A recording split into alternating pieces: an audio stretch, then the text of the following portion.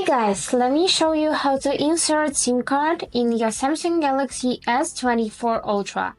Let's get started, but don't forget to follow to see more useful content. So, when you unpackaging your new phone, just take a look at its content. So we are gonna pull this black part, open it, and now pull out the content. As you can see, here is user manual, this charging cable, and this little thing which is called ejector. We are gonna need it for inserting SIM cards. Now let's take a look at the phone.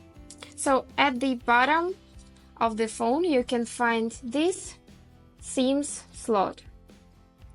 So to open it, we're gonna insert this ejector in here, in this little hole, and just slightly press, just like this. And now just pull out this slot. Take your SIM card and place it in the slot in the right direction. So it will look something like this. Let's take a close look.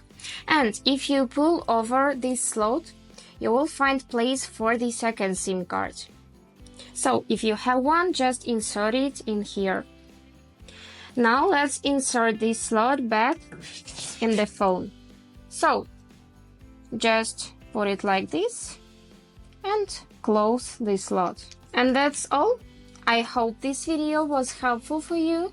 Thank you so much for watching.